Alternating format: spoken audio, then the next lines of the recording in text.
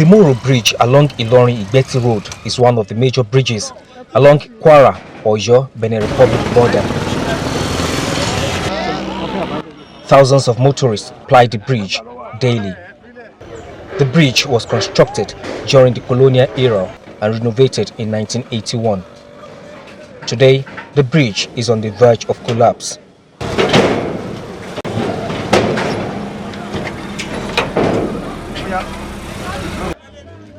This is why motorists are protesting.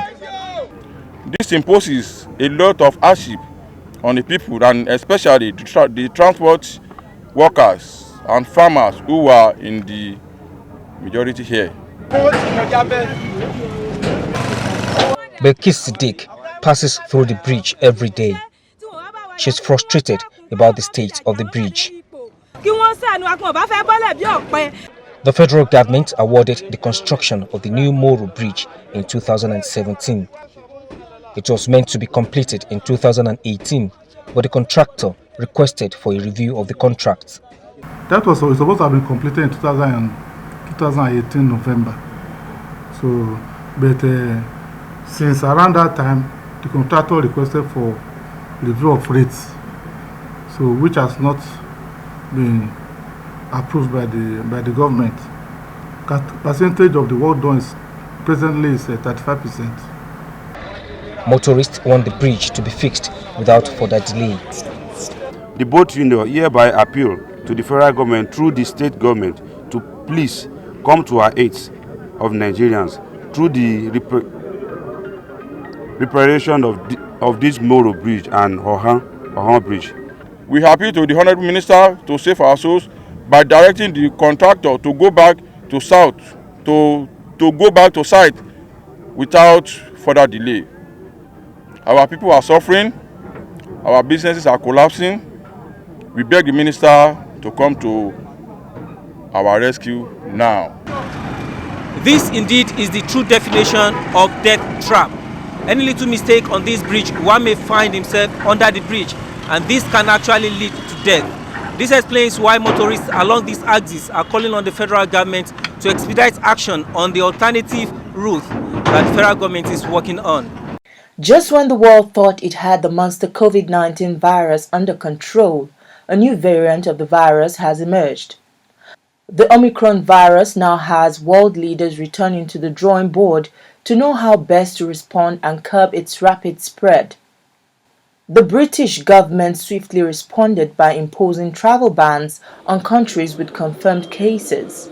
Nigeria has been added to its red list, a decision the Nigerian government is very unhappy with.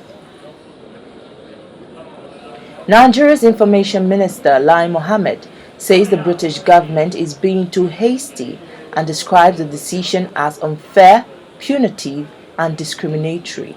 As a spokesperson for the federal government, I can say without mincing words that the decision by the British government to put Nigeria on the red list just because of less than 24 cases of Omicron, which by the way did not originate in Nigeria, is unjust, unfair, punitive, indefensible, and discriminatory.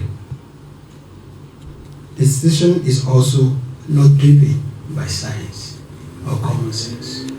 In Nigeria's response to confirmed cases of the Omicron variant, the minister confirms that the Presidential Steering Committee has also reviewed its international travel protocol. Under the revised protocol, passengers arriving in Nigeria are expected to provide evidence of and comply with the following rules. 1. COVID-19 PCR test to be done within 48 hours before departure. Post-arrival day 2 COVID-19 PCR test. Self-isolation for 7 days for unvaccinated and partially vaccinated individuals. Day 7 post-arrival exit PCR test for unvaccinated and partially vaccinated individuals. The minister urged the British government to rethink its decision and explore other practicable means of responding to the new variant, such as PCR testing and improving worldwide access to vaccines rather than making reflex responses.